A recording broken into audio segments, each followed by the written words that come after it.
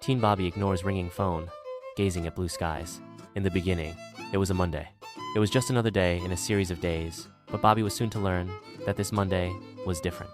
You see, Bobby was a 16-year-old teen growing up in Oceanside, California. Show a sign of Oceanside, California next to USMC base. Bobby walks out his bedroom and walks into the kitchen, but didn't see his parents. Only a pot boiling water. Bobby man, I hate Mondays. It's always the longest day of the week, and to boot, I have an exam in chemistry class. Why today, of all days? He picked up his slippers and proceeded to go downstairs. Mom, Dad, I guess they both left for work early. Bobby went and ate a bowl of cereal, and then picked up his cell phone to call his friend Luke. After Luke didn't answer, he called a few more people until he received a call from Nash. Bobby and Nash talking on the house phone. Nash, dude, I'm so glad you answered the phone. You don't even know. Bobby, let me guess. Your parents are not home, and it's like everyone you know is missing. Or something like that, right? Nash. Yeah, just like that. How did you know? Please don't tell me it happened to you too. Bobby. Okay, Nash, I won't tell you that the same things are happening to me. Nash, I just told you not to tell me. Do you think it could be that the aliens have returned and took our parents? Bobby. What aliens? Nash tells Bobby on the phone that aliens from Area 51 is responsible for this crazy morning. Nash. The aliens from Area 51. I've been reading up on this exact same cycle of events. Oh my god. What are we going to do, and is this the first wave? Bobby. Hold on. I have another call. He switches over and says hello. Michelle. OMG. Out of all the people left in the world you had to pick up. Bobby. I already know what you're going to say. Michelle. No, you don't. Bobby. Yes, I do. Michelle. No, you don't. Bobby. Yes, I do.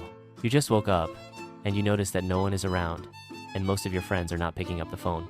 Michelle calls Bobby, and they talk about how no one is around, but a few kids. Michelle. That's all true, but it's not what I was about to say. Bobby. Okay then. What were you about to say then? Michelle. That I hate you. Bobby. The feeling is reciprocated. Look it up. Bobby hangs up and went back to the other call on hold with Nash. Bobby. Okay. I'm back. That was Michelle Couch. She just told me that the same stuff is going on over at her house too. It starts to rain, and Bobby is talking to Nash on the phone from his living room. Nash. I told you it was them, darn aliens. Hold on. I thought that girl hated you? Bobby. You know about that too? Nash. Yeah, I thought you knew. By now you should know that almost everybody hates you, dude. Bobby. They do, why are you talking to me then? Nash. Dude, it's the end of the world. And if the aliens are looking for more human sacrifice, I will be the first to offer you up. Bobby. Would you be serious? Nash. I am being serious. Very serious. Dude, seriously, I hate you. Bobby and Nash fleesh back to when they were in the 12th grade being friends, then back to being 16 years old. Bobby. Since when, Nash? Nash. Since like the 12th grade when you punched me in the face and eat my meatloaf lunch my grandmother made for me. Bobby. OMG, are you kidding me? That was like back in the day. No, back in another life. Nash. For you maybe, but it's things like that have a way of never leaving a kid. Bobby suggests he, Nash, meet in the high school gym. They meet a few other kids along the way in the park. Bobby. Okay, right now, how many people have you talked to this morning? Nash, Kevin, Alvin, and you. Bobby. Okay then, let's meet in the school gymnasium and try to figure out what's happening to us. The kids start to call each other, and they all meet in the school gym. A group of kids all over the city calling each other. Michelle. Excuse me, but has anyone run across any adults today? A few of them now. More than 50 plus kids who assembled in the school's now crisis center said, no. The gym was a mess, filled with frantic kids in no order. Bobby, please, can I have everyone's attention please? This is very important. Has anyone seen any adult or non-teen today? Bobby and a group of 10 teens start to make a plan to set up a government. They are all in the high school gym. Everyone started to look around, and no one had seen any adults or younger kids all day. Nash. This is what I was talking about. This is alien abduction on a global scale. Bobby, we need to come up with a plan. Some form of government unit must be created, so we can figure out what's going on. Michelle. So, let me guess. The New World Order government will consist of whom? And I know you will elect yourself as president. Bobby in the school gym thinks it's all a dream. Bobby. No. I was thinking that this was all a dream, but clearly it's not. I'm thinking that if we are here, and trying to figure out what's going on, some other people or kids, must be doing the same thing too. Michelle, kids, I think it's clear that whatever this is, it's not affecting kids. Bobby, okay kids, so how do we create order and stay safe? We have to form a government. We set up rules and duties. No, I'm not the president. We will have a council of 6 boys and 6 girls. Bobby suggested they start a teen government. First thing was to set up security around the school building. The group of kids started a new system of government, and the 12-person council elected a swing person in the event the council couldn't break a deadlock. Bobby was given the rank of general and was in charge of security. After a few weeks had now passed, the new child world was running surprisingly smoothly. Bobby is in an empty classroom with his head in his hands when he's interrupted. Alvin General Bobby, sir. We need more toilet paper. Bobby. Very funny, but I do know one thing. Bobby went to the council to request a move to a very controversial location. Bobby. Council. I'm requesting that we move to a more secure location. Michelle. And where would that be? The moon? Bobby. No, the moon is too far, but the prison will do. Dude, you got to be kidding, right? Bobby. No, I'm not. A group of teens vote on leaving the school gym to a jail. Michelle. This is just stupid and reckless. Request denied. Dude, why couldn't we just stay here? Nash. Because it's not safe here, Dumbo. Bobby. We still don't know what happened, and we have grown from a handful of teens to over 400 and growing. We are starting to break down socially. Michelle. No, Bobby. And that's that. Bobby. You guys didn't take me seriously, but you're going to need me someday. I'll take this to the other kids and vote on this ourselves. The kids agreed to move from the high school gym to a local prison. Bobby took his idea to move to the prison, and more than half the kids decided to follow Bobby to the prison. They had a deep sense of security, and after a few weeks, the rest of the kids followed. The move to the prison was a wise choice, providing a secure environment.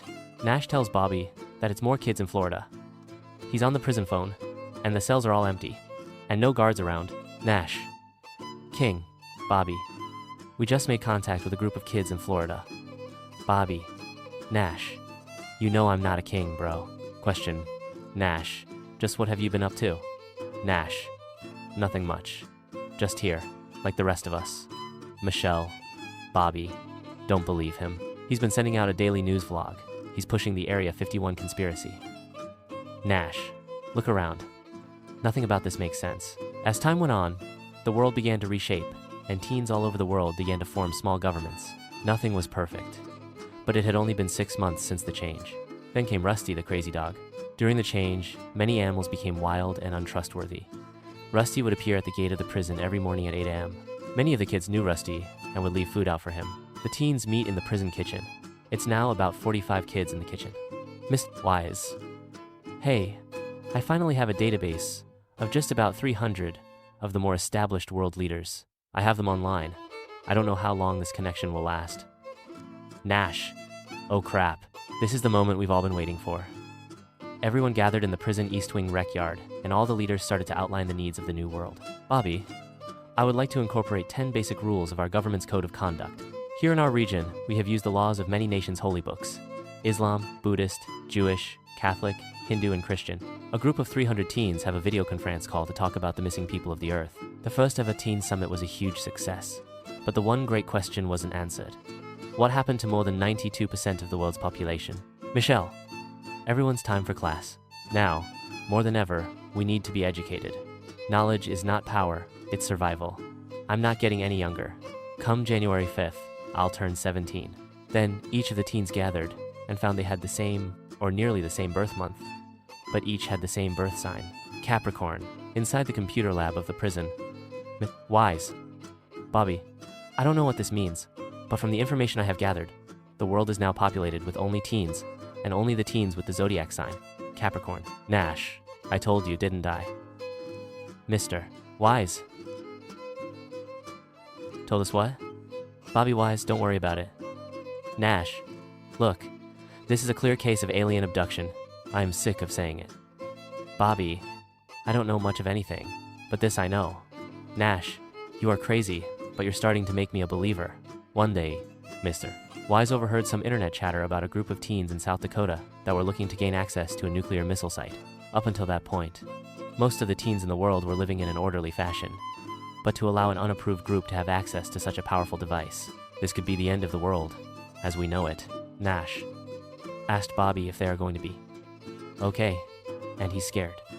They are both in the courtyard of the prison. The sky is blue, and the clouds are moving fast in the sky. Nash, Bobby, are we going to be okay? Bobby, I don't know yet.